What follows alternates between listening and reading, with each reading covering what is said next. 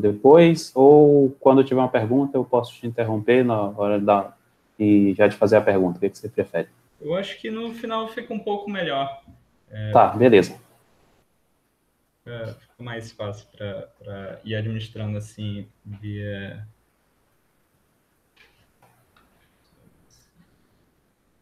Esse aí você pode só clicar nele e ocultar aquele site. Isso. Bom, boa noite a todos. É um prazer aqui estar realizando essa apresentação. O título da palestra aí, como o Alci já comentou, até acrescentei aqui, né, mas tópicos especiais em eletrônica de potência, transformadores de estado sólido. Eu vou abordar um pouco também, né, sobre as questões do ambiente de trabalho, dos laboratórios que a gente tem lá no ambiente da Universidade Federal de Santa Catarina, com que eu trabalhei, o que eu estou trabalhando atualmente, né? Tanto o mestrado e agora no doutorado eu fiz aí estou fazendo, né, com o professor Ivo Barber, que ele é o presidente do IBEP, é o Instituto Brasileiro de Eletrônica de Potência e Energias Renováveis. Basicamente, o IBEP ele é como se fosse uma ONG sem fins lucrativos, voltada simplesmente para pesquisa, né? Pesquisa e ensino. Então, todo o dinheiro que é arrecadado de projetos que entra é basicamente para a melhora, né, do próprio laboratório, comprando equipamentos para o laboratório, né? E assim, não só eu, como outros mestrandos, doutorandos, utilizaram esse laboratório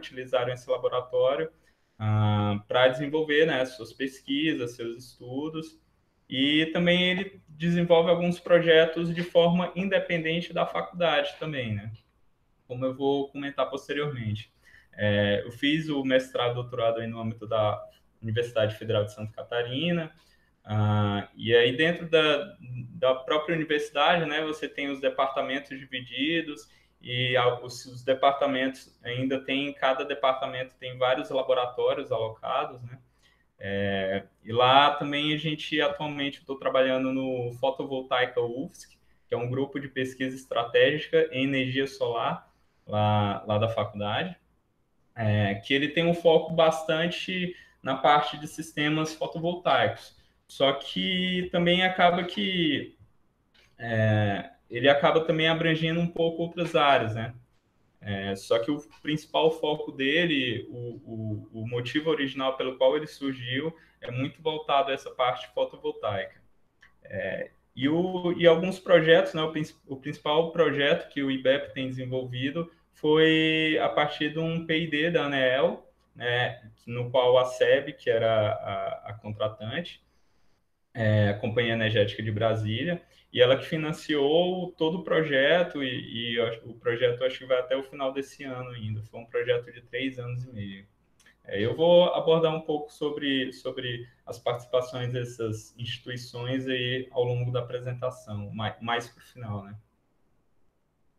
Eu vou fazer uma introdução, até porque eu não sei qual o nível de conhecimento nessa área que cada participante tem, então vou fazer uma breve introdução sobre a eletrônica de potência, sobre o transformador eletrônico, o transformador de estado sólido, apresentar aí os conceitos, algumas coisas que já se tem concretas e algumas projeções que se tem acerca desse tema. Por fim, vou apresentar alguns trabalhos em desenvolvimento no laboratório IBEP e também outros trabalhos eu coloquei que são trabalhos desenvolvidos ou que estão em desenvolvimento lá pelo laboratório da fotovoltaica. O conceito de eletrônica de potência é até um conceito talvez um pouco amplo, mas de uma forma básica a gente pode entender como um sistema de conversão de energia, o estudo dessa parte, utilizando a conversão e o controle também, né, dos parâmetros elétricos, aplicando elementos semicondutores, que aí vão entrar tiristores, diodos, transistores. É claro que não apenas esses elementos, mas vão ter, claro, capacitores, indutores, enfim, mas é necessário que hajam esses elementos semicondutores para que você tem uma ideia de eletrônica de potência. E aí, no caso, as aplicações você vai ter nos retificadores, fontes DC simples, né, que foram os primeiros, acho que talvez as primeiras aplicações que se teve, principalmente até pelo surgimento dos diodos, os tiristores antigamente. Você vai ter aí também inversores que servem aí, por exemplo, alguns exemplos de aplicação, sistemas fotovoltaicos, né, conexão dos painéis fotovoltaicos, do arranjo fotovoltaico, à rede, ou a um banco de baterias, ou a carga, enfim. Também no acionamento de motores, a eletrônica de potência também está presente nos sistemas embarcados, que seja satélite, essas novas locomotivas que são bastante, as locomotivas elétricas, no caso, aviões, veículos elétricos. Você tem a eletrônica de potência presente em micro-redes, smart grids. Então, é uma área da engenharia que ela tem bastante área a se explorar e tem crescido bastante, principalmente pela evolução tecnológica, tanto dos equipamentos, né, dos MOSFETs, dos transistores, dos diodos. O próprio estudo em si tem evoluído bastante, então várias áreas dentro desse tema de eletrônica de potência tem se desenvolvido em larga escala, né, com grandes aplicações. Então, ela tem sido uma área que tem sido bastante explorada, tanto lá fora quanto aqui no Brasil, né? Até é curioso, eu acho que vale destacar, por exemplo, o professor Ivo, ele fez o mestrado e o doutorado dele na França, acho que ali por volta da década de 70, mais ou menos. E aí, quando ele voltou, ele foi um dos pioneiros nessa área, porque aqui no Brasil ainda não se tinha muito estudo. Então, ele ajudou a desenvolver bastante coisa aqui no Brasil, em termos tanto da academia e algumas coisas até mesmo na própria indústria. Então, entrando agora um pouco na parte dos transformadores de estado sólido, que seria uma pequena fração, uma pequena parcela do que é a eletrônica de potência. Esse tema ele surgiu de acordo com a necessidade, né? Como tudo. Por exemplo, o transformador convencional que a gente tem hoje, ele foi um conceito proposto por Nikola Tesla no final do século XIX, justamente naquele período ali das guerras das correntes, né? Entre a ideia de Tesla, de Edison, enfim. Então, Tesla ele propôs, inclusive tem até no I3E um artigo do próprio Tesla falando sobre esse transformador convencional que a gente tem hoje. Então, basicamente, o sistema também era concebido basicamente por uma fonte e uma carga. Ou seja, você tinha uma unidade geradora e você tinha uma unidade consumidora. Só que, a partir dos anos, principalmente com a evolução da eletrônica de potência, começou a se perceber que esse sistema ele já estava ficando um pouco defasado. Você tem transformadores volumosos que ficam expostos, que não lhe oferecem opção nenhuma, qualquer manutenção, qualquer alteração que você tem que fazer, você tem que ir lá nele manualmente e fazer qualquer operação que você precise. Então, dentro do sistema de energia, você teve uma evolução dos sistemas de proteção, que hoje em dia você já tem capacidade de fazer uma proteção mais inteligente, e até o próprio conceito, né? Que, é claro, algumas coisas ainda estão em evolução, você tem um conceito, mas ainda não se conseguiu aplicar tudo, né, no nosso sistema atual. Tem as questões dos aspectos construtivos, como eu falei, que são volumosos, você tem que ter vários espalhados pela cidade, enfim. E agora você também tem essa questão de geração de energia, né, a partir de fontes alternativas, dependendo. Claro que hoje você tem já investidores inteligentes que conseguem perceber variação no nível de tensão na rede, mas, por exemplo, se você tem um consumidor final muito longe, você pode estar tendo uma queda de tensão muito grande. Então, ou às vezes você consegue ainda regular o tap do transformador manualmente, ou você tem que ir lá e fazer a troca daquele transformador, de alguma coisa na linha, aumentar inserir algum reativo, enfim. E aí surge essa questão que os consumidores hoje eles também produzem. Então, a própria Enel já tem esse conceito de prosumidores, né? Quem produz e quem consome sua própria energia. Então, o transformador convencional, ele tem, é claro, a vantagem de ser bastante robusto, ele tem uma alta eficiência entre 96% e 99%, é claro, isso funcionando ali a plena carga, né? Só que, é claro, aí ele tem a questão do elevado peso, volume, ele tem uma baixa densidade de energia e você não consegue realizar nenhum tipo de controle ou comunicação nele. No máximo, isso são alguns bem poucos, geralmente em subestação, você vai ter algum sensor de temperatura, alguma coisa para identificar alguma falha, né? Então, evoluindo para esse conceito de smart grid que está cada vez mais presente, não há mais tanto espaço assim para esse transformador convencional, porque a nossa rede ela é em 60 Hz, em alguns países 50, mas essa baixa frequência ela faz com que é justamente a causa que você tem esse transformador volumoso, porque o volume ali do transformador ele é inversamente proporcional à frequência da rede que você tem, ou dos níveis, dos parâmetros elétricos que você está trabalhando nele. Então, aqui você pode ver, né, que a Smart Grid é um conceito, claro, ainda, mas que ela vai tentar integrar todos esses tipos de carga, painéis fotovoltaicos, geradores eólicos, usinas de qualquer origem, né? Seja nuclear, seja hidráulica, térmica, e aí você tem as cidades, vai ter casas inteligentes, fábricas, veículos elétricos. Então, a ideia de um dos conceitos da Smart Grid é você conseguir conectar tudo isso de uma maneira inteligente, segura e de certa forma,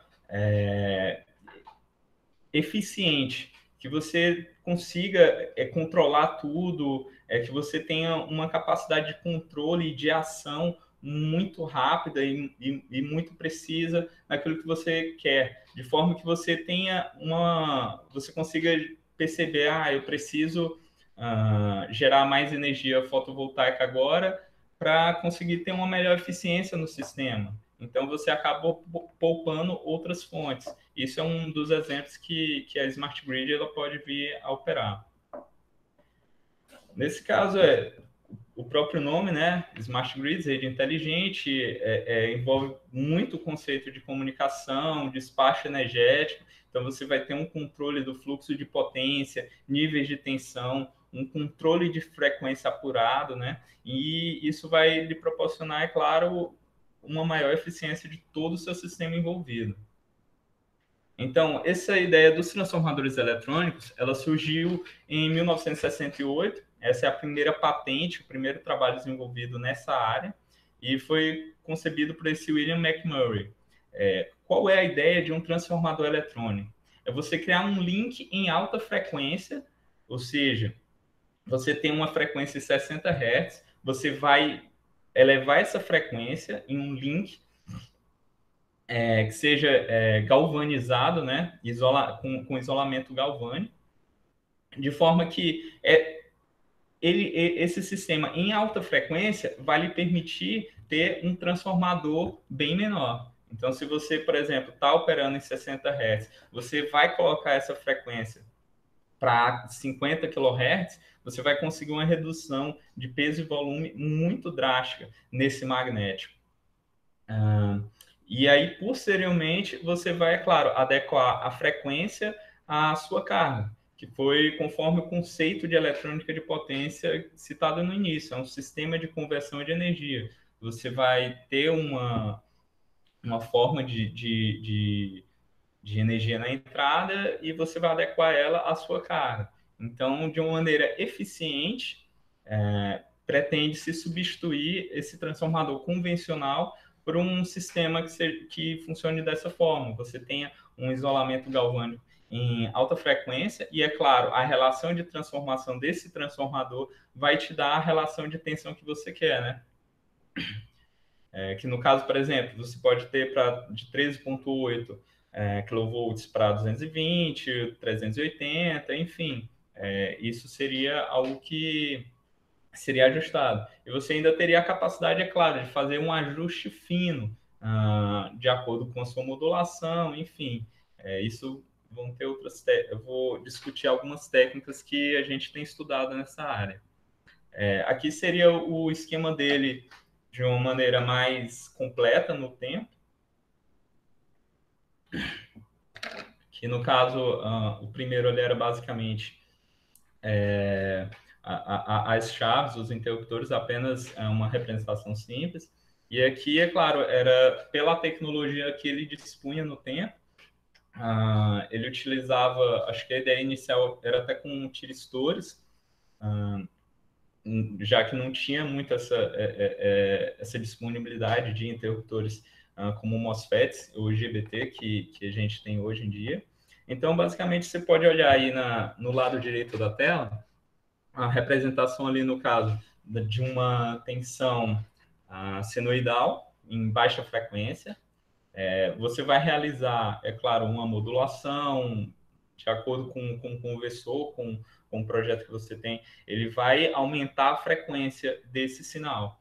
E aí você vai ver que ele vai ter um sinal em alta frequência, só que com uma envoltória em baixa frequência da de 60 Hz.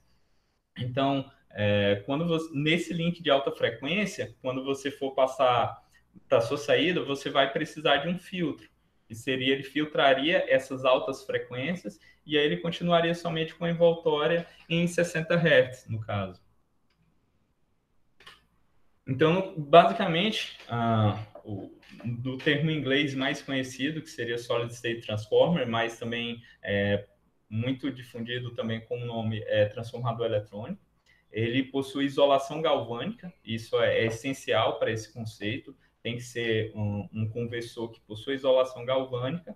Ele tem esse link de alta frequência, consequentemente, ele vai ter esse menor peso e volume em comparação a um transformador convencional em baixa frequência, de mesmas especificações, ou seja, uma maior densidade energética.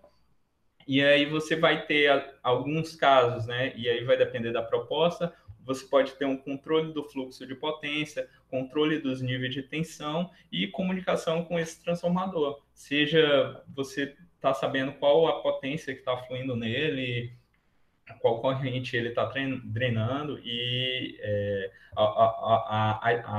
acrescentar algum sensor de temperatura para monitoramento do estado do transformador, por exemplo. Então, você tem algumas possibilidades dentro desse conceito de transformador eletrônico. Uma das principais aplicações que surgiu, e isso já ali do início dos anos 2000, foi a aplicação em sistemas de tração. Porque os sistemas convencionais de locomotivas, por exemplo, eles dispunham de um transformador que operava numa frequência de 16,7 Hz. Então, era um transformador muito, mas muito volumoso. E só então que você ia ter ali uns inversores para acionamento dos motores desse sistema de tração, né? Então, você tinha um transformador ali de baixa frequência, que, dependendo do caso, ele representaria 15% do peso da locomotiva ou até mais, e operando com frequência de 90% a 92%. Isso desconsiderando esse acréscimo de peso que ele tinha representado em cima do peso da locomotiva. Então, você acabava tendo talvez até uma eficiência mais baixa pela eventualidade desse acréscimo de peso, né? De peso e volume. Então, os sistemas atuais, eles já dispõem de um sistema mais moderno, então você tem peso e volumes reduzidos, você tem múltiplas unidades distribuídas, então você melhora até a questão de centro de gravidade, centro de massa da própria locomotiva e acaba tendo sistemas mais eficientes, porque você acaba passando menos potência, menos corrente por cada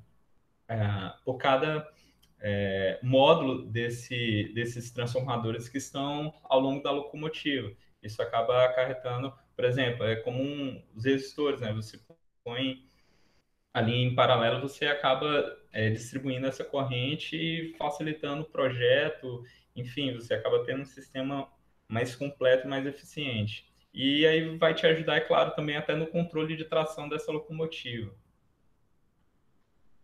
Nesse caso, então, o conceito que já se tem mais atual, um pouco mais recente, tratando, é claro, de um sistema que é o mais comum, que é você ter uma fonte alternada, você ter uma rede, né?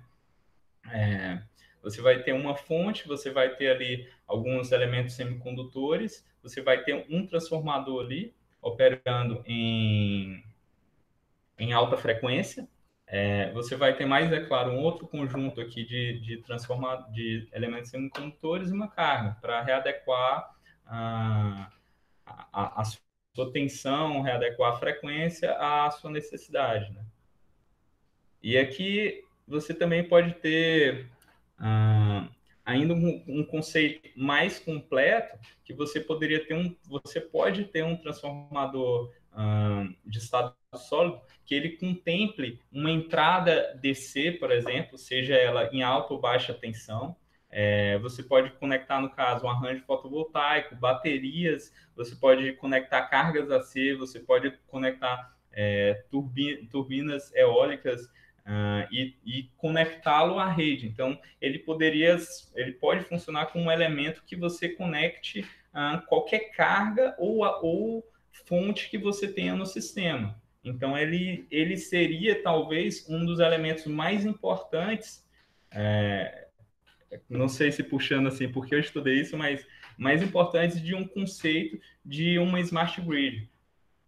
Você não consegue conceber, talvez, não sei, mas uma smart grid sem que você tenha essa conexão de vários elementos e que você tenha esse controle, né? Sobre tudo que você tem. Então, por exemplo, nessa proposta, do lado direito, você tem um barramento DC justamente para você poder conectar as suas cargas ou fontes DC. E ali embaixo você pode conectar também suas cargas ou fontes AC.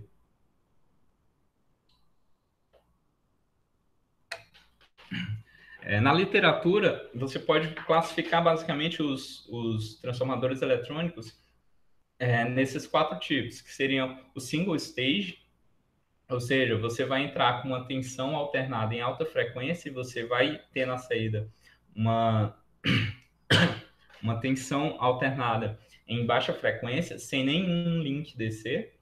Você tem um estágio, o two stage, né? Que seria um de 2 estágios com um link DC em baixa tensão, ou seja, low voltage DC, né? E você pode ter um de 2 estágios com um link em alta tensão contínua.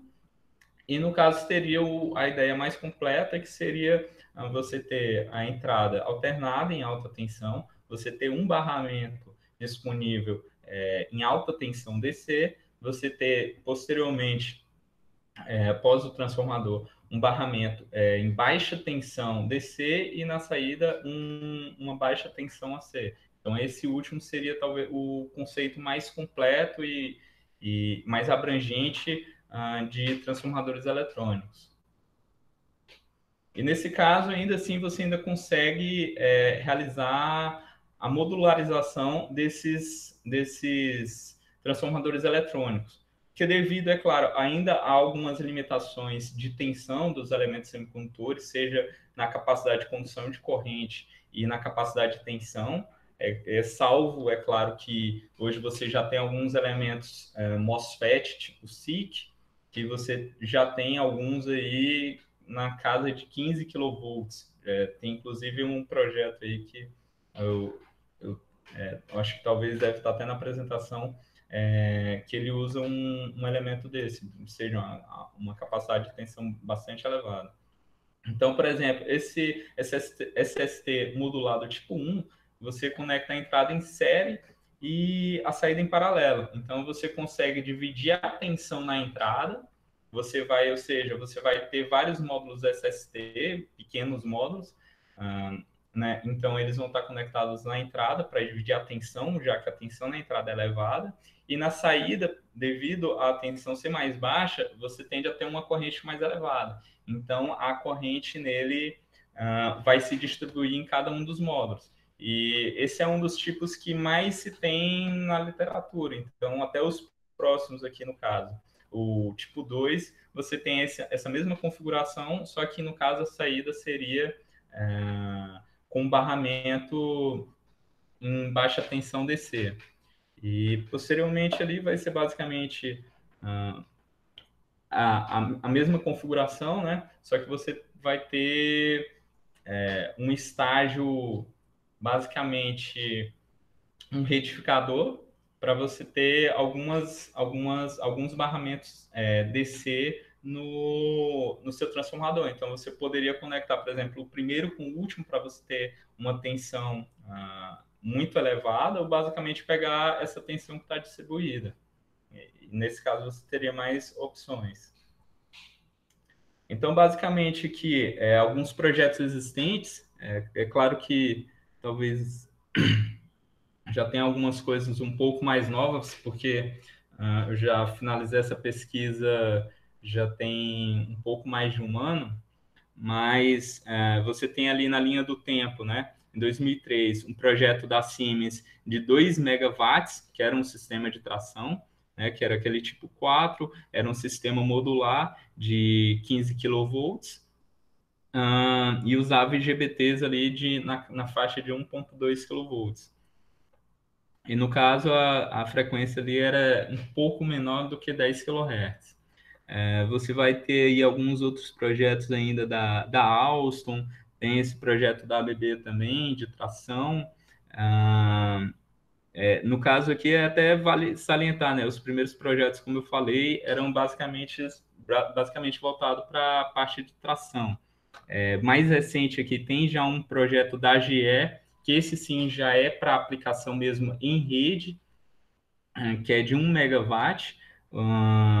Ele claro, né, para basicamente todos aí modulares, na casa de 7 kV na entrada. Trabalhava com 10 kHz aí com SiC, não, 10 kV SiC, e operando ali na faixa de 20 kHz. Mais recente aqui, tem esse da Freedom, que ele já é para ser um sistema mesmo comercial, você já tem disponível, é claro, na Europa para comprar, ele já tem esse equipamento disponível e numa fase já que ele já está comerciável. Nesse caso, ele já está trabalhando nessa faixa de 40 kHz, né, que nem esse da ETH, que também já está ali na faixa dos 50 kHz. Então, conforme o tempo vem passando, eles estão conseguindo cada vez mais elevar essa frequência e, consequentemente, ter produtos cada vez mais reduzidos, com menor peso e volume, que é um dos principais apelos dessa tecnologia. Que seria basicamente aqui apresentando o esquema de um dos projetos, seria esse da Freedom, aqui de 2014, no qual é basicamente um conceito aí que você vai ter um estágio modular ali na entrada, você vai ter vários módulos organizados ali em cascata, com entrada em série e saída em paralelo, e ali na saída você vai ter, por exemplo, né, você vai ter ali uma saída AC, você vai ter uma saída DC, e ali você ainda tem algumas portas que vão te dar... não, é isso. A saída ali AC em 120 ou 240 Hz, e aqui nessa outra porta seria a tensão DC que você teria disponível, né? Que é 400 volts, que é uma tensão bastante usual, né? Os veículos da Tesla, alguns eles usam banco de bateria 400 volts, seria uma tensão que é bastante usual até também em banco de bateria para sistemas fotovoltaicos menores, né? Aqui também tem esse Solid State Power Substation, né, da GE. Aqui tem até a foto aqui dele, né? Você vê que é uma coisa grandinha, né? Mas a gente também está tratando de um projeto de 1 megawatt, né? Então, já é um protótipo bem, bem grande, né? E aí, basicamente, a ideia é a mesma, né? Você vai ter ali os elementos semicondutores, você vai ter aqui um transformador funcionando em média ou alta frequência, que hoje ele já tem esse conceito que, por exemplo, 50 kHz já não é uma alta frequência, porque acredita-se que logo, logo já vai conseguir se trabalhar em frequências mais elevadas. Você vai ter aqui na saída um outro link e basicamente esse projeto ele seria um single stage, né? Você vai ter aqui a entrada, você tem a saída, mas você não tem um link DC em nenhuma parte do conversor. E aí aqui para finalizar um pouco essa parte conceitual dos transformadores de estado sólido, é só basicamente aqui apresentando um comparativo, né? E justamente para apresentar esses desafios, né? Que você teria aqui num transformador aqui de baixa frequência, você teria, por exemplo, a eficiência do SST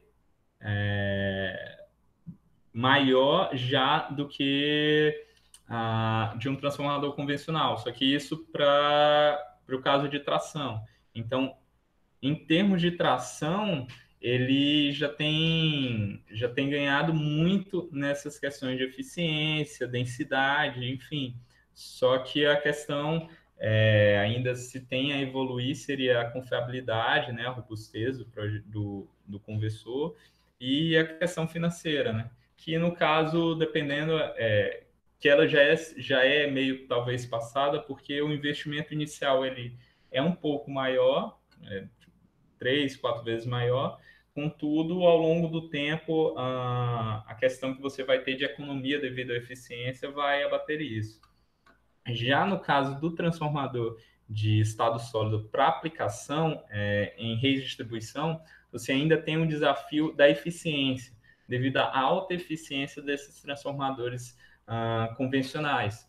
Então, você já tem uma funcionalidade muito maior, você já tem projetos, você já consegue fazer muito mais coisas com o transformador de estado sólido. A densidade dele de potência, tanto volumétrica quanto de massa, já estão bem mais elevadas. E ainda essa questão também do custo e da segurança, né, da manutenção, que, querendo ou não, elementos semicondutores eles estão mais propensos a falhas do que simplesmente um sistema convencional. Mas eu trato muito dessa área como uma questão até comparativa com celulares, por exemplo. Alguns celulares antigos você conseguia pegar sinal no meio da mata, onde quer que fosse, caía, acontecia o que fosse, aquele celular tijolão da Nokia, você tacava na parede e não estava inteirinho. Então, assim, eram equipamentos robustos, eram equipamentos confiáveis. Só que eles pecavam muito na funcionalidade deles, na capacidade de tarefas que ele podia executar. Então, hoje você tem um smartphone que você faz tudo. É basicamente um celular, basicamente um computador ainda mais portátil do que um notebook. Então, você consegue fazer tudo com o celular, basicamente. Então, essa questão da funcionalidade acaba sendo um grande apelo. Então, é uma coisa entre atingir esse ponto de funcionalidade e eficiência e analisar quando vai se conseguir superar essa barreira da eficiência. Contudo, eu vou apresentar alguns projetos, protótipos, agora, que já se tem resultados bastante satisfatórios. Isso que foram, é claro, protótipos, e é claro, um protótipo você faz, mas quer dizer que ele ainda tem margem para melhorar, né? Então, aqui eu vou apresentar alguns trabalhos em desenvolvimento que seguem essa linha e alguns já até desenvolvidos, alguns já até concluídos, que seguem essa linha de transformadores de estado sólido. No caso aqui, esse foi o projeto que eu desenvolvi, que foi o transformador eletrônico com regulação da tensão de saída, utilizando o conversor série ressonante, operando a frequência de ressonância. Uma coisa interessante são esses conversores ressonantes. Daria até para fazer uma outra palestra falando basicamente disso, porque essa foi uma parte muito importante da pesquisa, né? Que são conversores que você consegue uma coisa chamada de comutação suave. Ou seja, quando você vai trabalhar em altas frequências, em conversores convencionais, você vai ter uma perda de comutação muito grande. Então, acaba que a frequência, você elevar a frequência, acaba sendo uma barreira. Então, para você conseguir elevar essa frequência de uma maneira eficiente, esse tipo de conversor tem sido bastante aplicado e bastante utilizado, porque você acaba tendo basicamente perdas por condução, eliminando basicamente, quer dizer, eliminando totalmente essas perdas por comutação que você vai ter. Então, você consegue trabalhar na casa de 50, 100, 120, 130 kHz e para mais, 200, é claro, limitado pelos seus MOSFETs, pelo seu sistema de comunicação, enfim. Mas, em termos de perdas por computação, acaba não sendo mais uma barreira. Esse projeto ele foi financiado pela SEB, totalmente custeado, até minha bolsa também foi financiada pela instituição SEB, e desenvolvido totalmente no ambiente IBEP, né? Então, era um transformador eletrônico com isolação galvânica, link alta frequência, com alta densidade de potência, um fluxo bidirecional de potência, e ele tinha um controle da tensão de saída. Só que esse controle era um controle RMS, ou seja, a forma da tensão eu não controlava, porque era uma proposta do tipo single stage, era AC-AC. Eu não implementei nele nenhum link DC, justamente para aumentar essa eficiência, em busca de aumentar a eficiência. Então, eu utilizei o conversor série ressonante como base para realizar essa comutação suave, e a aplicação dele seria, ou seja, rede de distribuição, seria smart grids, micro-rede CC ou CA, carregamento de baterias, que nesse caso seria basicamente o carregamento de baterias, porque ele funcionaria tanto para uma fonte AC quanto para uma fonte DC. Então, seria possível utilizá-lo sem grandes modificações do projeto para um carregamento de baterias, por exemplo. Então, nesse caso, eu trabalhei como era um protótipo, e a gente queria validar esses conceitos, porque a partir disso a gente poderia fazer testes mais aplicados. Então, a gente basicamente trabalhou aí com entrada e saída iguais, de 220 volts em 60 Hz, e uma regulação de tensão de mais ou menos 10%. E seria para aumentar essa faixa de tensão que o ProDish e a ANEEL, eles dizem que para sistemas de distribuição, salvo engano, nessa faixa de mais ou menos 10%, 7%, não me recordo certinho agora. Mas aí, a partir dessa possibilidade, ele controlaria essa tensão e você não teria tanta preocupação de estar fugindo dos níveis de tensão permitidos pelo ProDish, pelo Enel, né? No caso, o link em alta frequência dele era na faixa de 50 kHz e uma potência de 2 kW. Então, aqui, basicamente, como era um protótipo e eu não visei uma questão de compactação, porque às vezes até dificulta um pouco a questão de testes em laboratório, pelo menos no laboratório que a gente tinha, ficaria um pouco difícil. Então, basicamente, aqui você tem um módulo principal, e aqui é basicamente um transformador que seria, sei lá, esqueci de colocar as dimensões, mas seria umas 10 vezes menor do que se fosse um transformador convencional nessa faixa de tensão e faixa de potência. E aqui seria o módulo auxiliar, e nesse módulo auxiliar que eu realizo o controle da tensão, que nesse caso eu coloquei a entrada em paralelo e a saída em série. Então, controlando a tensão na saída desse módulo auxiliar, eu controlava a tensão na saída para a minha carga, né? Isso foi feito porque no módulo principal eu só tenho basicamente o conversor série ressonante e toda essa parte ela funciona com comutação suave. E assim como no módulo auxiliar também eu tenho toda essa parte aqui funcionando com comutação suave, sem perda por comutação, só que essa parte aqui, que seria basicamente um conversor buck bidirecional, ele acaba tendo essa perda por comutação por ele não ser um elemento não ser um elemento ressonante ou não ter uma técnica de comutação suave aplicada nele. Então, nos resultados, foram obtidos basicamente a faixa de 96% a 97% de 20% a 80% da faixa de potência. Não consegui testar mais porque os equipamentos que a gente tinha no laboratório, a fonte AC que a gente tinha, ela tinha uma limitação devido à própria rede, não era nem limitação da fonte, mas se você colocasse uma tensão muito alta nela, ela acabava desarmando o disjuntor, né? Posteriormente que eu terminei, eles consertaram isso, né? Mas no tempo ainda tinha esse problema. Aqui você tem um projeto de um amigo meu, né, um colega meu, que é um conversor AC-AC, também com série ressonante e com link alta frequência. Que no caso aqui seria os problemas, né, as propostas, e aqui seria o projeto dele, né? Por exemplo, você tem um exemplo aqui de um projeto que você tem muitos elementos, é muito grande, muito complexo, e você acaba reduzindo drasticamente o número de elementos, dessa forma, consequentemente, compactando mais o seu projeto, né? Ele também conseguiu uns resultados nessa faixa de 95%, 94% de eficiência. E aqui é também de um outro colega meu, que esse seria um estudo prévio, que seria um conversor CCCC, só que posteriormente seria extrapolado, né, para um caso CA-CA, que seria esse conceito que no caso dele seria capacitor chaveado para diminuir os esforços de tensão na chave de entrada.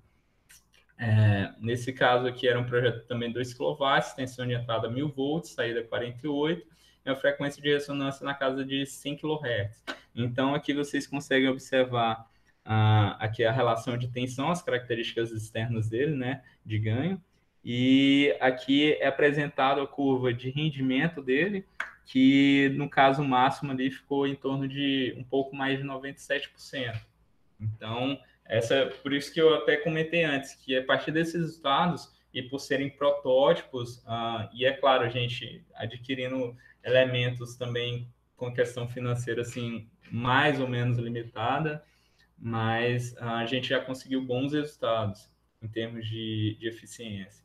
E aqui seria um outro projeto, que seria um transformador eletrônico empregando conversor Flabex CA-CA com grampeamento ativo.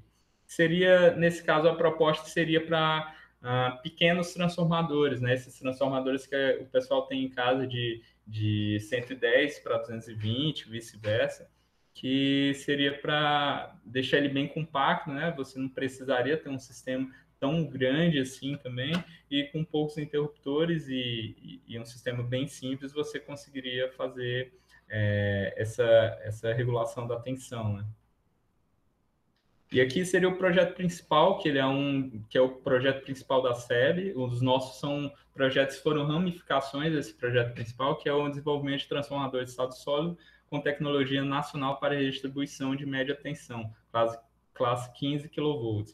E aqui é a equipe, né, que está toda envolvida, né, coordenada pelo professor Ivo Barro. Então, aqui ele apresenta uma nova linha do tempo.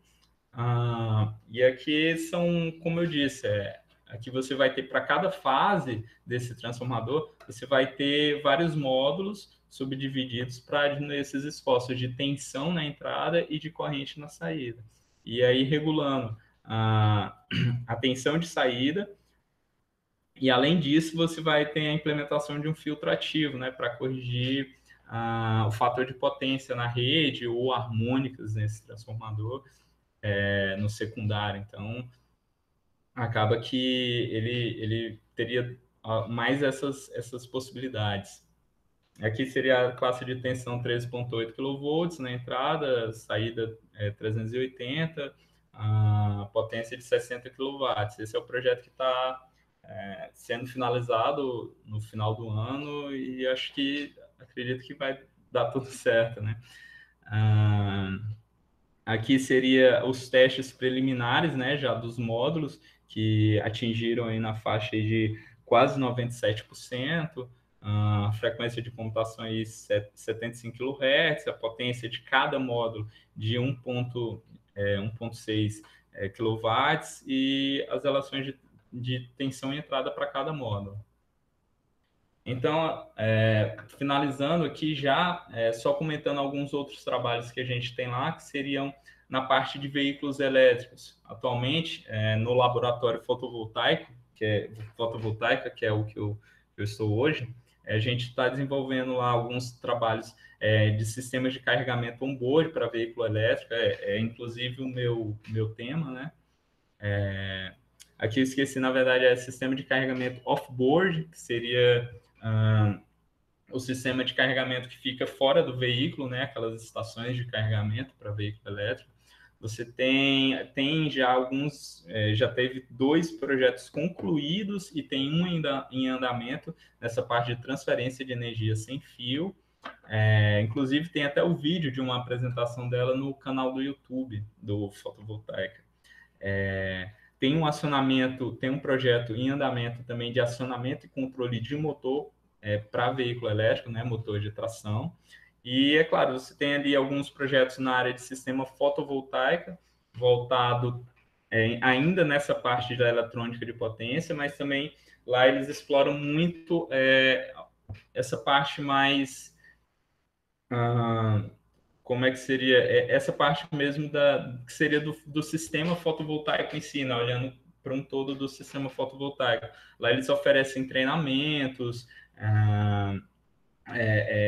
consultorias, até mesmo o professor Murilo, que é o ex-professor aí da UFD, eu encontrei ele lá uns dias, no final do ano passado, o pessoal lá do IF, que ele está atualmente, eles tinham ido lá fazer esse curso de treinamento deles, né, que eles abordam toda essa parte conceitual, desde a entrada ali dos painéis fotovoltaicos até a saída, a parte de projeto, enfim, monitoramento, as tecnologias, enfim, é algo bem bacana mesmo, bem completo nessa área que eles têm lá.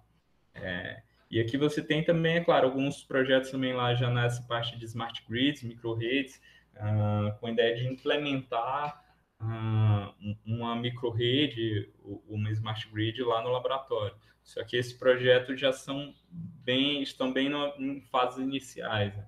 Ainda não se tem nada muito completo lá. E eu gostaria de agradecer a atenção, a paciência de todos. Tá aí meu e-mail, o IBEP, o contato do IBEP, do laboratório, o contato do Fotovoltaica UFSC. E assim, só para deixar claro, o IBEP ele é uma instituição independente da UFSC, da universidade. E o Fotovoltaica não, ele já é um laboratório da própria Universidade Federal de Santa Catarina. E aí ele é gerido pelo professor Ricardo Rita, que é muito mais dessa área mesmo fotovoltaica do que da eletrônica de potência. E aí acaba que distribui, né? Então essa parte de eletrônica de potência lá fica com o professor Ivo. Se alguém tiver alguma dúvida, também posteriormente quiser mandar alguma coisa por e-mail aí, quiser comentar alguma coisa, saber como é o processo lá para entrar no mestrado, doutorado lá, tá aí o contato e pode ficar à vontade. Deixa eu voltar aqui. Ok, Caio, muito boa a apresentação. Vi que você está trabalhando com coisas aí bem bacana, coisas que eu gosto, né? Principalmente a área de fotovoltaico, de conversores aí da parte de fotovoltaico. E a eletrônica de potência está em todo canto, né? Infelizmente, Sim, não adianta a pessoa falar assim, eu não gosto de eletrônica de potência. Em qualquer canto que ele tiver, tem eletrônica de potência, né? cada vez está mais. Sim, sim, muito bom. É, eu conheço aí um pessoal aí dos eventos aí da parte de energia solar aí, uma galera muito boa e tem alguns, até um canal no YouTube aí muito legal deles, né? Da parte de fotovoltaica, que toda a Sim, defesa, qualquer coisa que tem, é transmitida ao vivo lá pelo YouTube e fica disponível para todo algumas mundo acessar. apresentações de mestrado, doutorado, também eles sempre disponibilizam lá eventos, eles sempre estão transmitindo, assim, sempre que possível eles estão transmitindo, é bem bacana. Não, muito bom. Vou ver aqui as perguntas aqui. Pessoal, o Caio está aí, tem meia hora para vocês perguntarem para ele aí. Então, fica à disposição para fazer as perguntas. Pode abrir o microfone aí e fazer a pergunta. Se não quiser abrir o microfone, pode fazer a pergunta aqui pelo comentário que eu repasso para ele. Opa, boa noite. Boa noite, Caio. Boa noite. Muito obrigado pela apresentação aí, muito boa aí, bem edificante. Eu tenho uma dúvida nessa questão do projeto que vocês estão fazendo agora aí, que você falou, né, que é o principal, né, o transformador de 60 kVA, né? Sim, No caso, você falou que ele já tem um rendimento de 90% e que o ponto negativo dos outros anteriores, do emprego dele, naquela curvazinha, naquele gráfico, era o rendimento, de fato, né? sim. Então, esse transformador já está saindo de um jeito que já está no ponto de implementar uma redistribuição. Sim, a ideia é que, assim, o que acontece? Como eu falei, eles têm já o projeto dos módulos prontos. Então, agora eles estão na fase que eles estão testando a conexão desses módulos. A eficiência de cada módulo, que nem eu citei ali, ela já está naquela faixa ali de 96, 97%, 96, quase 97% ali, a máxima eficiência, mas pegando uma média assim, 95%. A diferença de eficiência, quando conectarem todos os módulos, vai ser a relação de eficiência vai ser basicamente a mesma, né? Já que eles estão conectados ali na entrada em série, saída em paralelo, então você não vai ter muito problema com isso. Então, a ideia é, de fato, fornecer já um protótipo nessa faixa de tensão e de potência para você conectar a rede. Tanto que, por isso que foi a própria SEB, que é uma companhia energética, né, que financiou esse projeto já com essa ideia. É claro que até a gente se reuniu com eles, a gente teve essa oportunidade. Ele até comentou que, assim, é claro que eles sabem que talvez não vai sair um projeto que eles vão já ter a possibilidade de pegar aquilo e já botar numa linha de produção, porque é algo meio complicado.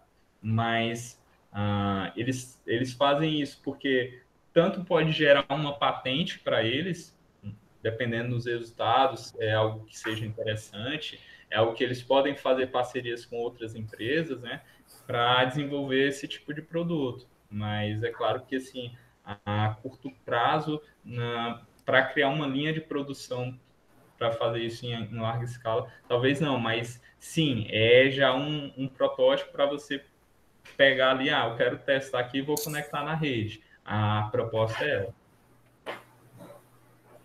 Entendi. E a questão do valor de produção, ele fica muito caro em relação à distribuição convencional? Atualmente, aqui no Brasil, principalmente, com o dólar do preço que está, eu diria que hoje a diferença deve estar bem grande, porque eu não tenho muito conhecimento assim, sobre a parte da fabricação do transformador convencional, mas eu acredito que sim, ele é produzido nacionalmente, os transformadores aqui. Só que esses elementos semicondutores, principalmente de alta tensão, né, MOSFETs e IGBTs, basicamente você tem empresas que são americanas, mas que as fábricas são na China. Então você só consegue comprar em dólar. Eu lembro que no tempo que eu comprei, o dólar estava em torno de uns 3 e pouco, alguma coisa do tipo. E você ainda paga taxa de importação, né? Então, assim, aqui para o Brasil, em termos de custo, aqui eu diria que está bem caro ainda. Mas é tanto que na Europa você já tem, e até nos Estados Unidos, você já tem as empresas fabricando transformadores com essa finalidade. Então, por exemplo, em alguns lugares do mundo, essa diferença financeira, essa diferença de custo, ela já não seja tão grande assim, né? Entendi, então. O dólar, Mas de fato, tá quase o dobro daquele hoje eu tempo. diria que está, assim, para produzir aqui no Brasil, bastante caro. É complicado mesmo. Não, tudo certo, então. Obrigado. De nada.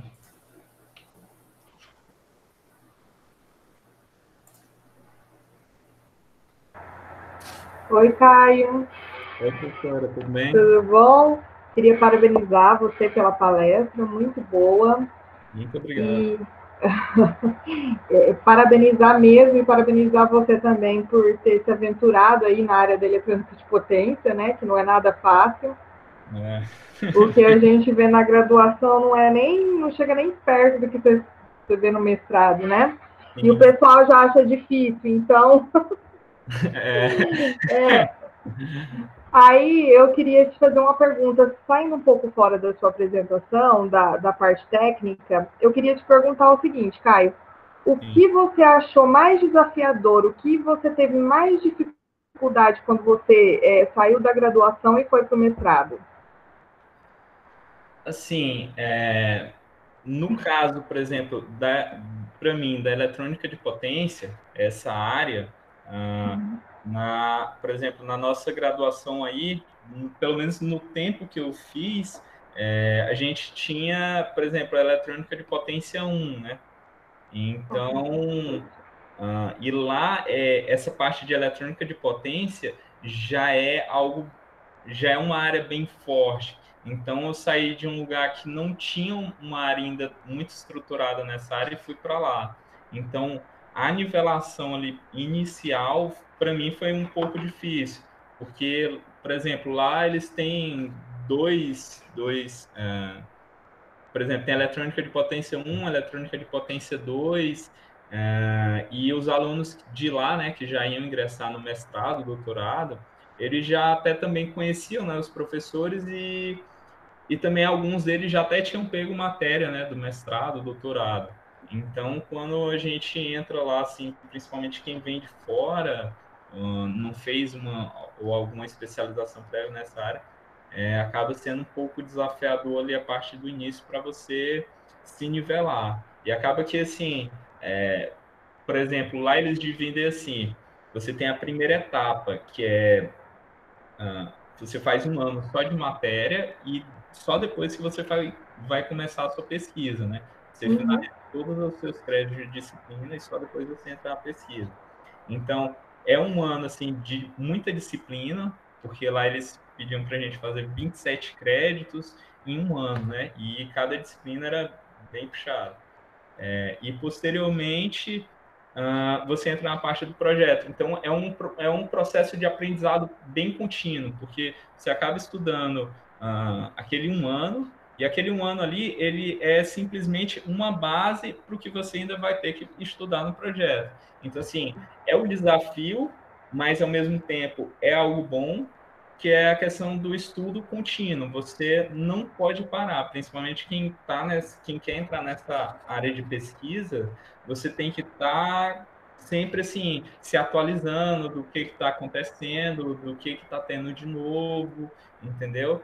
Eu acho que essa é a parte desafiadora, você está sempre assim, de certa forma que é para qualquer área, né? Mas eu senti muito isso, que é você não parar, você não se acomodar em determinado tema, região, assunto, então você está sempre continuando ali. Eu imagino que você tenha tido bastante dificuldade, parabéns por você ter vencido todos esses obstáculos, né? Porque realmente aqui nós temos só uma eletrônica de potência e a gente dá os conversores básicos mesmo e só o funcionamento, porque assim, na eletrônica eu vejo, principalmente no seu projeto, né? Que a parte de potência em si nem é tão complicada. Os conversores, o chaveamento, geralmente é um retificador ou é um conversor CCCC que utilizam elementos semicondutores, capacitores e indutores. Eu vejo que na eletrônica de potência, o mais complexo é o controle desses semicondutores. Isso também. Então, e isso nós não temos nenhuma disciplina de controle no curso. A gente tem que lutar para mudar isso. Provavelmente no próximo PPC a gente vai mudar.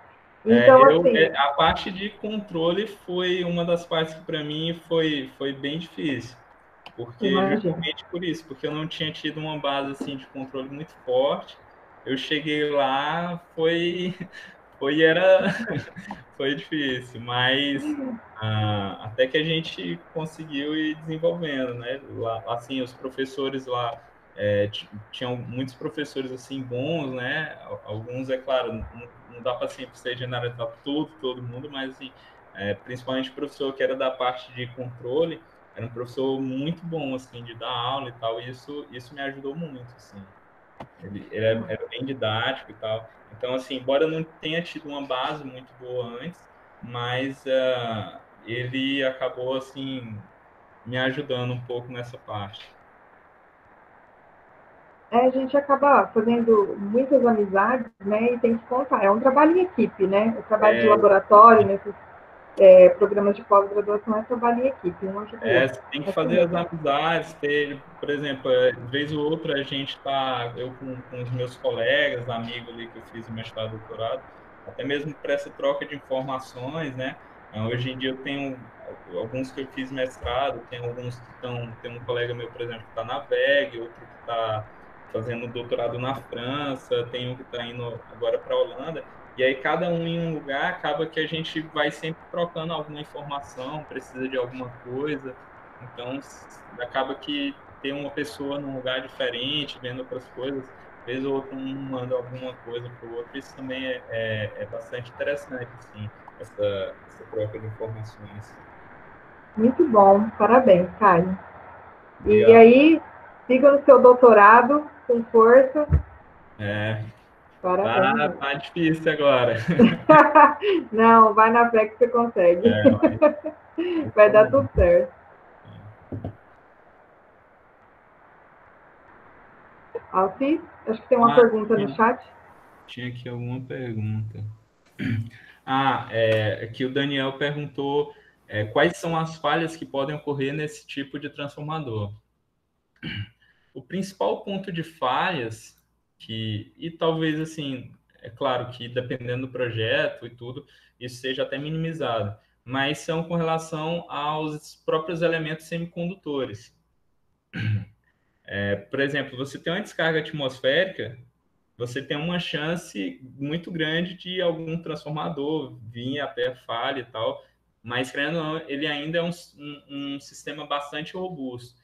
Então, quando eu falo dessas falhas, é porque ainda é um sistema que ainda é mais falho. Por exemplo, você tem aqueles interruptores comutando em alta frequência, se você, por algum acaso, tem algum problema de EMI, que, ou seja, interferência eletromagnética, essa parte digital, por exemplo, ela pode causar a falha. O acionamento de um único interruptor, dependendo do seu sistema, pode ocasionar falhas.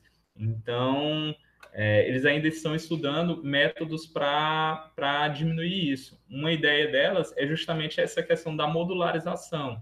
E você ter essa redundância na modularização, no sentido de que, se você falhar um dos módulos, o seu sistema não fique comprometido, porque você tem outro ali que pode suprir aquele. Então, acaba que, por exemplo, perdi um módulo, aí toda a atenção ela vai se distribuir nos outros módulos e vai continuar funcionando normalmente. Então, essa é uma das formas que se tem. Mas é até que eles chamam que agora esqueci a sigla em inglês, mas é que eles trabalham muito com o tempo médio entre falhas, né? Então, essa questão, quanto mais interruptores você tem, acaba que isso não é ruim acaba que isso é ruim até para essa questão das falhas. Aumenta a probabilidade de falha.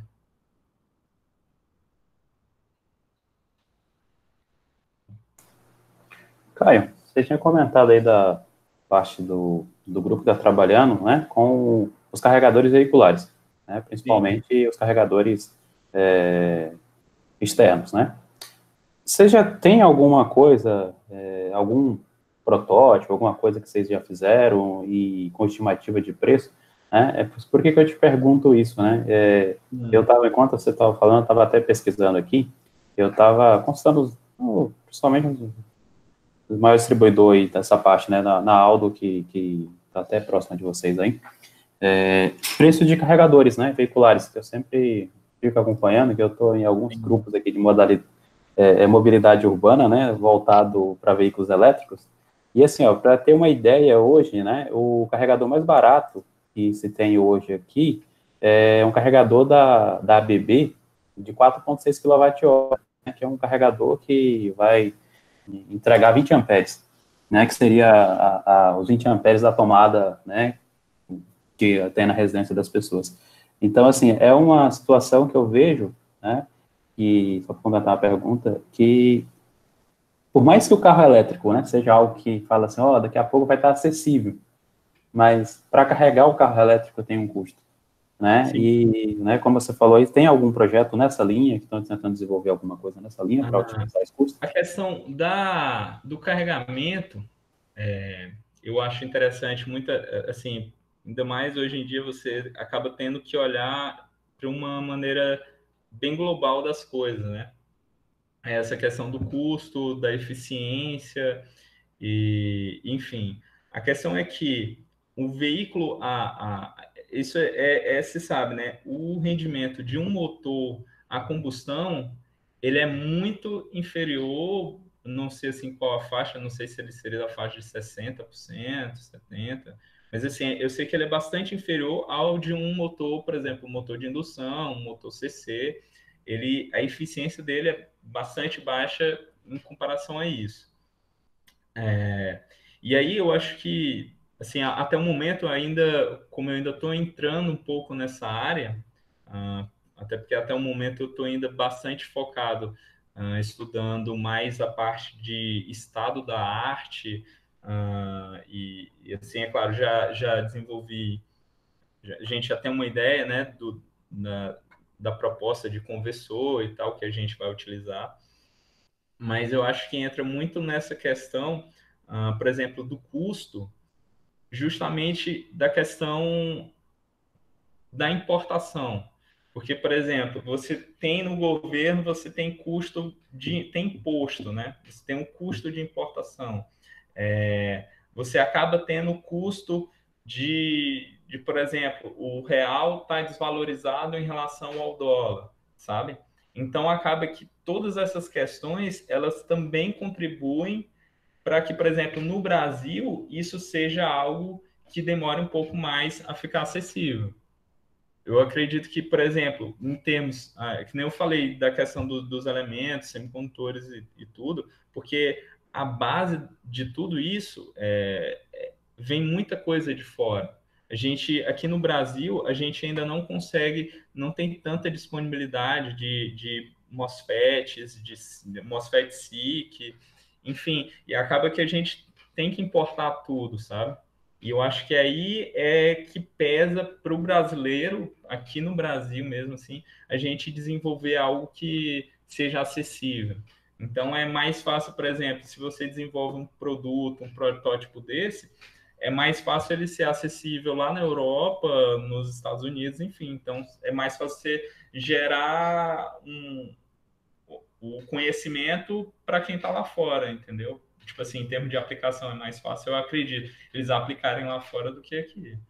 Não à toa, em alguns países já está um pouco mais disseminada essa questão dos veículos elétricos, enfim.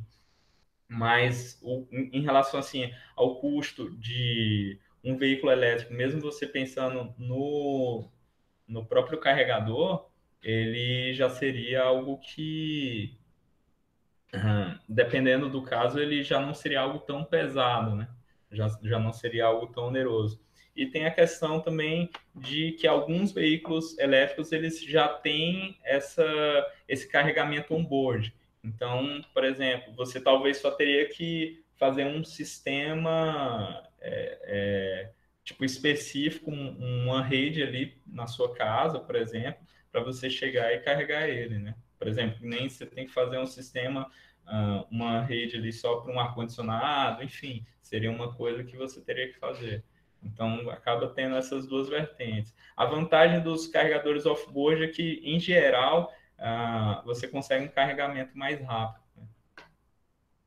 Mas para ter em casa, eles geralmente produzem algo pequeno, porque, por exemplo, você chega em casa, carrega o seu veículo, deixa a noite carregando e você vai sair só no dia seguinte. Então, você não precisaria de um carregador muito potente, muito robusto. Até outra coisa que no caso seria até a ideia do meu projeto atual, seria a questão de um carregador de veículo elétrico, que inclusive já tem alguns, mas nesse caso seria o onboard, que seria um carregador que ele seja bidirecional. Porque, por exemplo, você está na sua casa, falta energia, um exemplo, então você poderia usar o seu veículo como um banco de baterias para a sua residência. E esse já é um conceito que já tem se difundido, porque, querendo ou não, um banco de baterias para você ter em casa é um pouco caro. Então, se você já tem um veículo elétrico, você já teria um backup ali de energia. Bacana. Realmente essa. Hoje tem, se eu não me engano, o Renault Nissan. Tem um modelo dele que já trabalha com esse tipo específico, né, ele é bidirecional o carregamento, então ele pode até conectar a rede, né, e fazer só não sei questões de homologação. É bacana, assim, porque, assim, eu tenho acompanhado muito essa parte do veículo elétrico, que eu acho que vai ser o marco aí para evolução de várias coisas, né, exatamente de potência, aplicada ali a parte de controle dos veículos, né, que está sendo pesadíssima, a parte de bateria, né, que acho que vai mudar o cenário energético brasileiro, e uma coisa quando você estava falando, uma ideia, né, não sei se aplica aí, vai aplicar seu projeto, mas eu penso muito em algo, o nosso mercado de energia, ele está mudando muito, né, e eu acredito que a tarifa branca é só uma adaptação. Então, a um longo prazo, todo mundo vai ser obrigado a ter tarifa branca, né? Trabalhar com ponta, fora ponta, intermediário.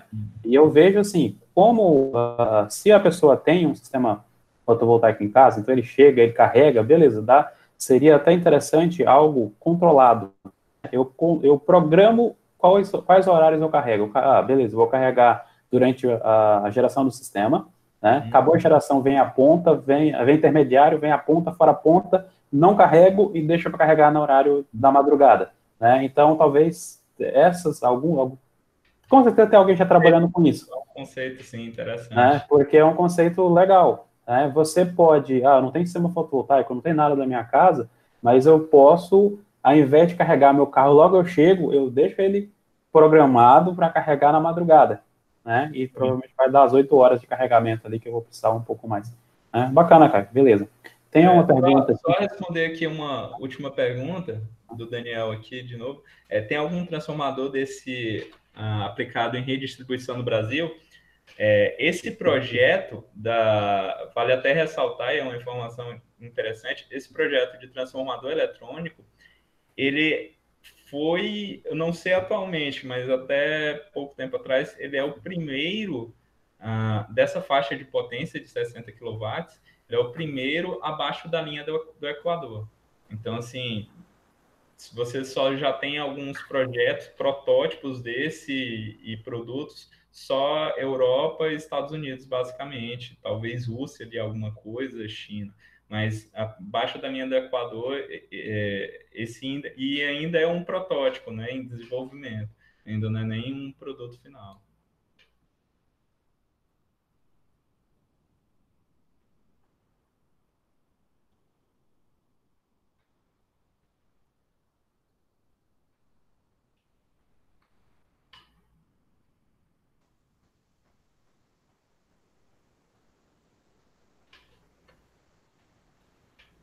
Bom, nesse caso, é que, por exemplo, eu fiz vou até ler a pergunta aqui, né? Quais as empresas estão sendo pioneiras, além da GE? Se caso você alguma hora pensar em sair da carreira acadêmica, depois de se especializar, e ir para uma dessas empresas. Que nem eu apresentei ali, tem a GE, tem a Siemens, a ABB, tem algumas outras empresas, a Alstom.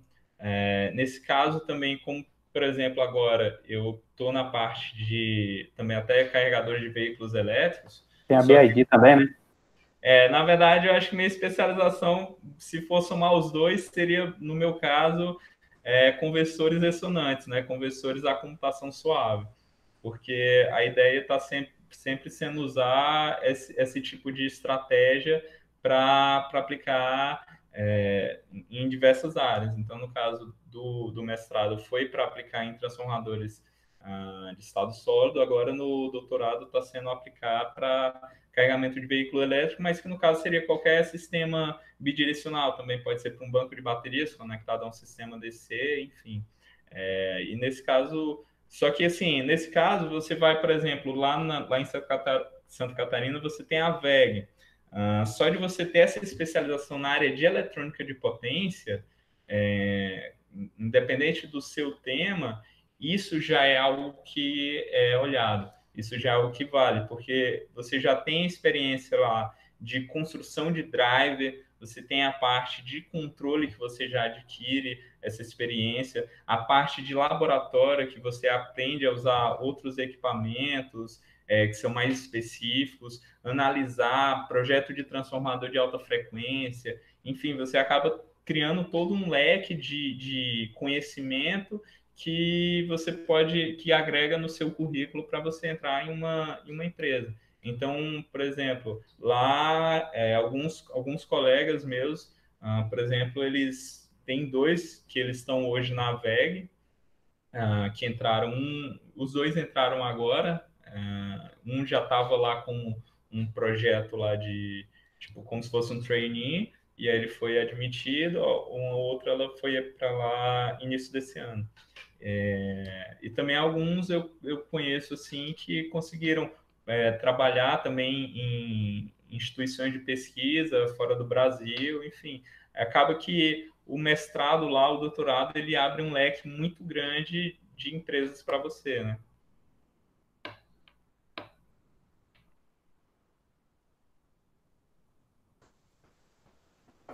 Quer fazer alguma pergunta, pessoal?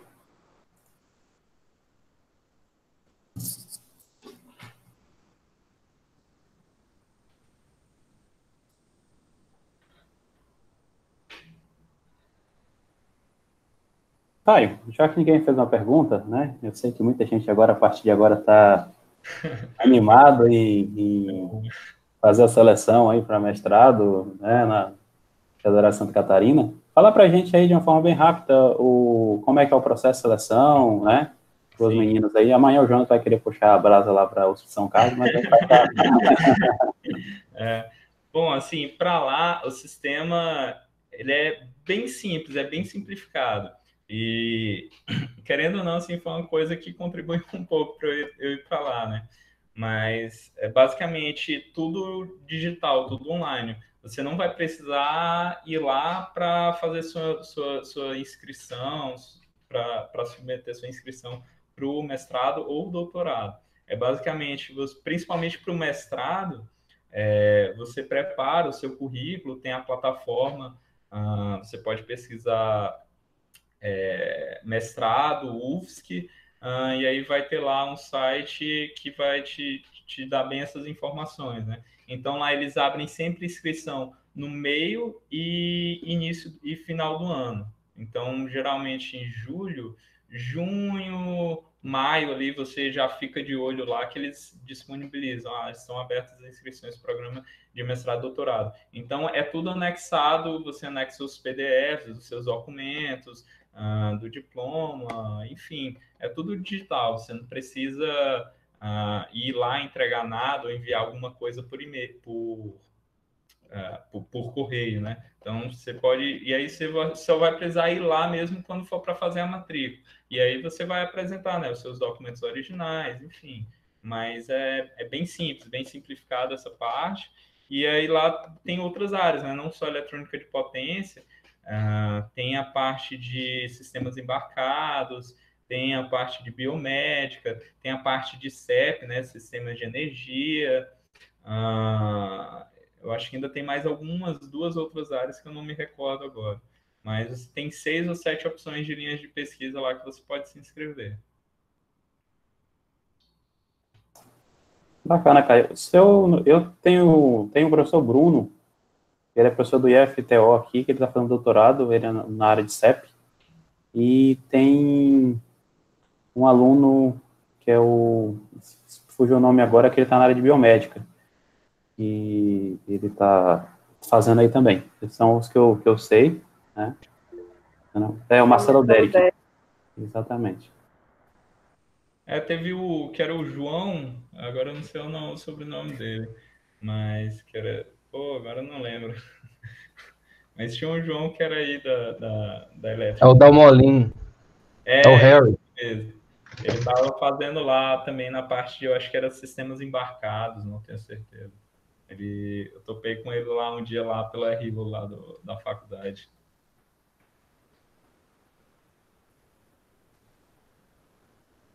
Beleza, bacana.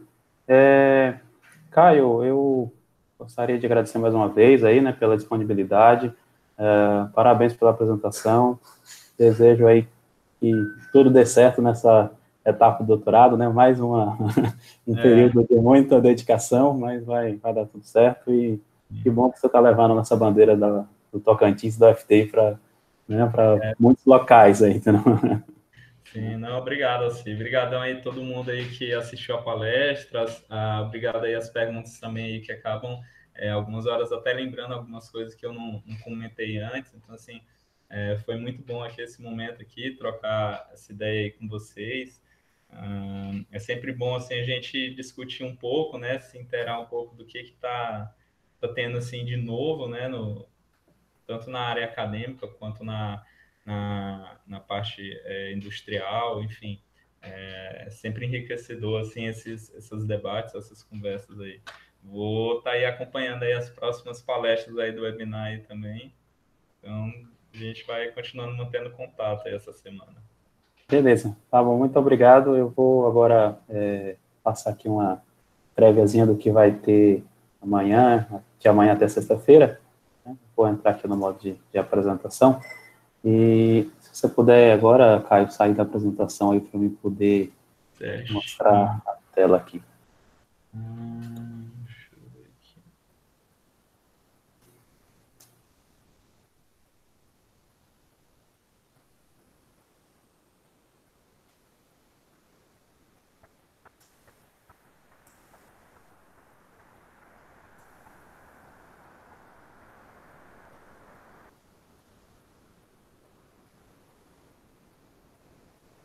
Beleza, pessoal. Então, seguindo aí o cronograma do simpósio, né? Amanhã às 14h30 nós teremos uma palestra com o professor Marcos André, né, do IFTO, que vai falar sobre o mercado de IoT, um panorama geral. Às 16 horas nós temos a palestra do professor Alexandre Mota, né? Ele vai falar um pouquinho aí sobre exemplos práticos, né, de instalações elétricas industriais, tá? E às 19 horas, né, nós temos a palestra aí do mestre Jonas Vilela, né, ex-aluno do UFT, doutorado na USP de São Carlos, vai falar um pouco da vida acadêmica dele aí, das experiências na USP de São Carlos. No dia 14, nós teremos às 14h30, né, a palestra da professora Fernanda Arioli, né, ela é professora da Unicamp, e vai falar um pouco da carreira acadêmica e das linhas de pesquisa aí que está sendo desenvolvida lá na Unicamp. Então, para quem estiver pensando em pós-graduação, também é uma boa aí, né. Às 16 horas, a professora Cate vai estar falando sobre corrente corrugada com núcleo dielétrico anisotrópico, né. E às 19 horas, o engenheiro Flávio, né, o Flávio é ex-aluno do UFT, do curso de Engenharia Civil, né, ele até, se não me engano, começou no curso de Engenharia Elétrica e depois foi para Civil, e hoje ele é empresário na área de energia solar fotovoltaica, vai falar para a gente na área de estruturas, né, de telhado para cima solar fotovoltaico, vai trazer um pouco da experiência dele aí durante a carreira profissional. Na sexta-feira, né, para encerrar, às 16 horas, teremos a palestra do colega, o professor Jadiel, vai falar sobre ferramentas inteligentes aplicadas à engenharia, e às 19 horas, o professor Ivan, né, da UFT, de Engenharia Elétrica, vai falar sobre telecomunicações no Brasil, tá? Então, nós temos ainda um cronograma com bastante informação, né, para que todos consigam participar e absorver o máximo possível de conhecimento. Eu vou disponibilizar aqui na tela novamente, para vocês fazerem aí o check-in, né? Não sei, todo mundo está vendo aí a tela com check-in?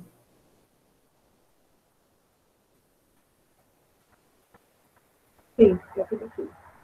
E só lembrando, para quem está participando, quem não fez inscrição no evento, quando ele for fazer o check-in aí, provavelmente vai dar alguma mensagem de erro, porque muitas vezes ele não fez a inscrição. Então, no próprio check-in, quando não aparecer lá, vai aparecer, tem como você entrar lá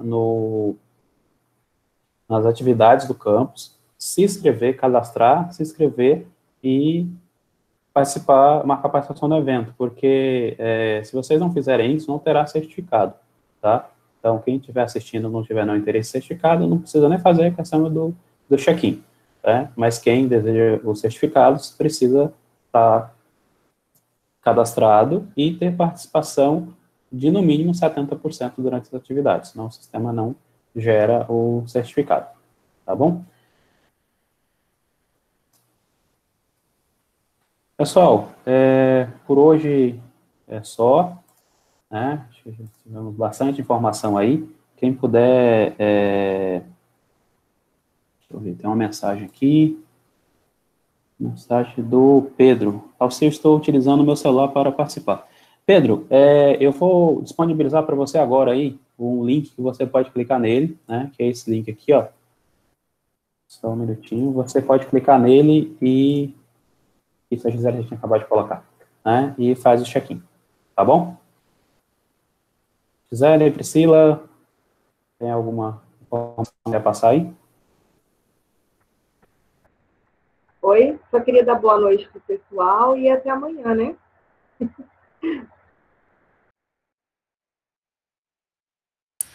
Isso, gente, até amanhã. E tem outros cursos ocorrendo lá também. Tem do professor Alex, de cabeamento estruturado, que já está aberto. Fiquem atentos lá no evento, que sempre tem alguma coisa.